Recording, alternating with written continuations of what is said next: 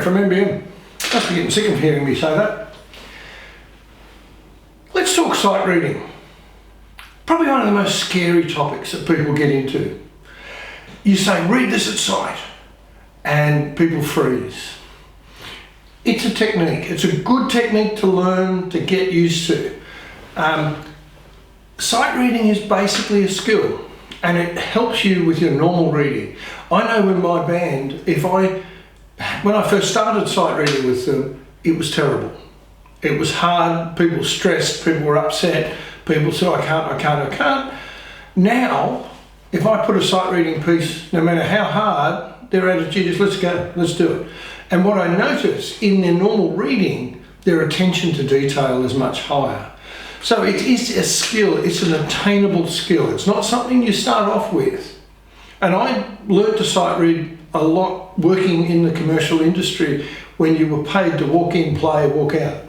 You didn't know what you were going to get till you opened the book.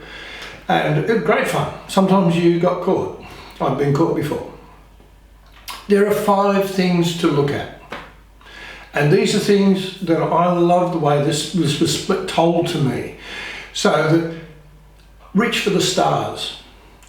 That word stars, S-T-A-R-S, is perfect. Sharps and flats. Look at the piece. Look down the left-hand side of the piece. And you see keys where keys change. Automatically you can think, oh, I've got a B flat now. Oh, I've got an F sharp. But you also realise where the change in tonality comes, the tonal centre changes. So if you're a little bit lost, that's what you listen for. Sharps and flats.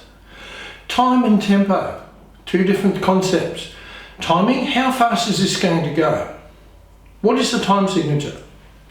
How is the conductor going to conduct it, if I've got a conductor? How am I going to pulse this thing? How am I going to get the beat of this thing happening? That tempo then becomes how fast does it go? So I set it up with the time, the pulse, the beat at that speed. And often you'll get an indication, crotch of equals 120, things like that. And well, that's 2 beats per second. And if it says it's in 6/8 time, you know the tempo that it's going to be with very little variation. 1, 2, 3, 1, 2, da, da, da, da. And then you can work from there. Accidentals is the A.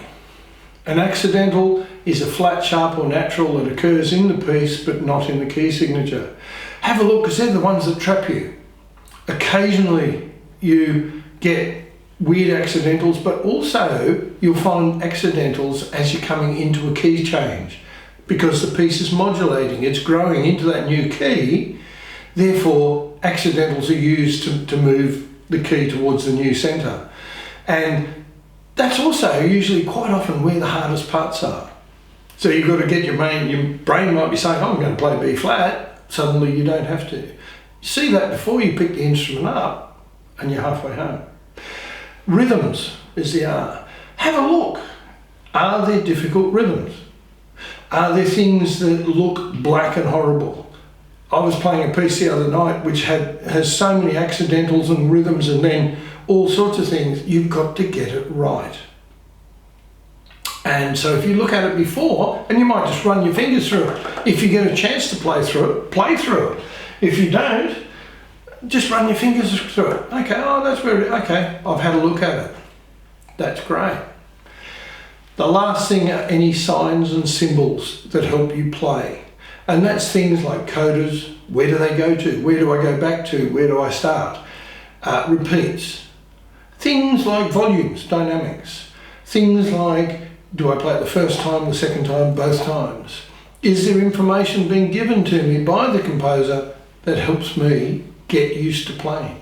So if you think of that, sharps and flats, time and tempo, accidentals, rhythms, signs and symbols, play for the stars, reach the stars.